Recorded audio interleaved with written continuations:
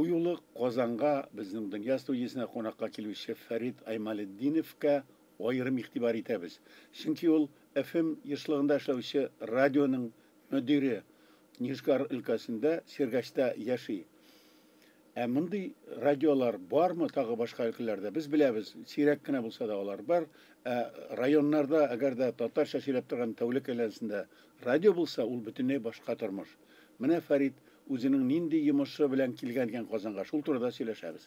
Фәрит, хуш киләсең дөнья студиясына Казанга. Башта таныштырып китик әле, сезнең нинди радио ул? Ул ничә чакрымга ишетелә аның тавышы? Ремзил абый, рәхмәт чакырган өчен. Безнең радио каналының исеме 91 Сергач татар радиосы. Ул безнең инде Сергач язында безне алып бара. Һәрбер авыл бездә ни барысы 34 авыл. Сергач районындагы 34 авыл. Нижегород өлкәсендә 34 авыл ни барысы. Вот без анда инде эш алып барабыз. Безнең радио һәр авылда эшли.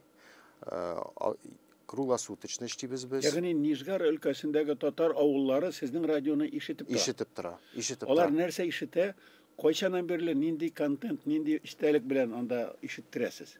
Без инде эшлибез тәүлек буенда эшлибез. Аларның контенты 2 сәгать тәүлеккә без үзебез булдырабыз. Сөйлибез, үзебез булдырабыз. Калганын инде Казандагы татар радиосының контенты. Татар радиосында. Җырлар ишетеп торасыз. Заманча, яшьләрчә җырлар. Яшьләрчә җырлар. Ну, яшьләрчә җырларны балансировать итәбез үзебезнең вакытта, элекке көйләрне, татар халык җырларын без аларны инде үзебезнең вакытыбызда булдырып, һәммәбезгә яхшылык булып. Әмма сез бу татар радиосының Сергач филиалы дип әйтмисез үзегезне. Үзегез татар радиосының филиалы. Без самостоятельный радиоканал. Үзебезнең яшьлегебез. Рәхмәт төшкере, кем ачты, кайчан ачты бу радионы? Бу радионы бик зур көч куеп, акчалар сарыф итеп, Краснооктябрьский районда бар Карга авылы. Карга авылында туып үскән, Мәскәүдә яшәүче, әле Крымда эшмәкәр Камалетдинов Харис Хәмзә улы булдырды. Ул 2 ел буе ул яшьлекне добивать итеп йөрде. Конкурслар аша, Роскомнадзорлар аша, бөтенесен огромный акчалар сарыф итеп, ул радионы халыкка булдырды. Без бит инде аңлыйбыз. Һәм радио тапшыру аппаратурасында ул сатып алдымы? Әммәсен ул сатып алды. Ничә киловаттлык? Радиопередатчик бездә 2 киловаттлык. Ничә чакрымга ишеттерә? Без 80 километр радиуста. Димәк, Сергачтан бу Шөмерләрдә иште. Чыбаксарга да барып җитә. Чыбаксарга җитәлмәде. Ну, Чувашияларда да, Мордовияда, ниләрдә, кайсы җирләрдә. Халык тыңлыймы соң, ничегрәк бу? Тыңлый, әлбәттә тыңлый. Без шулай инде уйлыйбыз. Халык бит бездә бер-беребезне котларга күнгән. Котлыйлар туган көннәре белән. Әгәр дә тыңламаса, котлаулар да булмас иде. Бездә котлаулар программасы эшләп килә. Бик күп инде бар обращениялар инде. Котларга әнисен, әтисен, дустын, сеңлесен. Татарлар тормыш турында яңалыклар әйтеп тә куясызмы? Үзегезнең яңалыкларны бик булдырга безгә ярдәм итә. Безнең регионда бик яхшы газета бар, Туган як. Аның редакторы Олег Хусейн Шандижанов. Әйтәсем килә, бик зур профессионал. Безнең якта бу атаклы гәҗит. Атаклы гәҗит да. Ул өлкә гәҗите кебек, ул районны кабылса. Ул бит юк, ул өлкә гәҗите итеп санала да, ул өлкә бюджетыннан ярдәм дә ала. Вот ул безгә. Ләкин ул Нижгарда урнашмаган бит. Туган як бездә Сергачта. Шулай. Сергачта. Сергачта булгач, мен аны районныкы дип уйлап. Әйтәргә кирәк инде, безнең Сергач ягында барлык татарлар яши. Түбән Новгородта күп яшәми. Сергач, Краснооктябрьский, Пильнинский, Спасский, бездә инде татарлар, 40 мең татарның 39-ы безнең якта тора инде. Ягъни тыңлыйлар, бу файдалы. Бер вакытны без проблемалар барлыкка килде. Мин килгенчә радиоканал ябылып торган иде.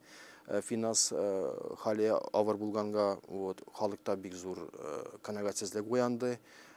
Бик күп кагызлар, мөрәҗәгатьләр килде. Радионы кирәк обратно восстановить, керек эшләргә. Халыкка ярдәмгә килде Камалетдинов Харис Хамзинович, радионы яңадан эшләтергә тотынды. Яшәтергә акчаны спонсор гына бирәме, халыктан менә бу кергән котлау акчаларда ярдәм итәме? Беренче вакытны кабызып җибәргә, икенче мәртәбә кабызып җибәргә бизнесменнар ярдәм итте. Аннан инде мине яшьтәләр килергә, ул радио белән руководить итәргә. Вот.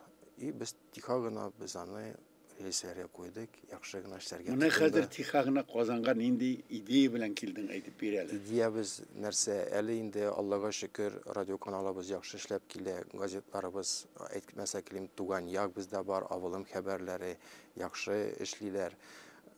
Мин шулай проблеманы күрәм. Мин бит үзем журналист түгел. Мин как җитәкче инде, дамы. Проблеманы шунарда күрәм. Бездә журналистлар аз. Без үзебез кайныбыз, үзебезнең русча әйткәндә собственным соку. Ничә кеше эшли радиогызда? Радиогызда бездә 5 кеше эшли. 5 кеше эшли. Алар техник хезмәткәрләр һәм Техник хезмәткәр алып баручылар да. Вот. Әйбәт кенә алып баралар алар. Ну, өйрәнергә кирәк, алынга барырга кирәк. Яңарырга, шәбәергә кирәк. Шул сәбәпле мин шундый проект предлагать итәмен инде.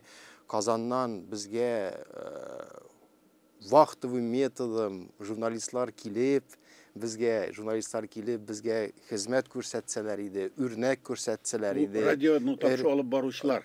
Радионы тапшырып алып баручылар, газета чыгаручылар да миңа каршы килмәсләр дип уйлыймын. Туган якта авылым хәбәрләре. Аларның үзләренең тәҗрибәсеннән булган музыкаль язмалар да алып килсәләр. Әлбәттә. Яки шигырьләр, Әлбәттә. радио спектакльләр. Да, яхшы булыр иде. Халык яратырмы моны? Ярата, әлбәттә. Безнең радио каналны тыңлыйлар. Менә бездә Тәртип радиосын өлкән буын ярата, кемдер эстрада ярата, менә яңалыклар сөйлисезме соң сездән? Яңалыклар сөйлибез. Без яңалыклар сөйлибез. Тагын да әйтәмен, Туган як газетасы ул яңалыкларны булдыра.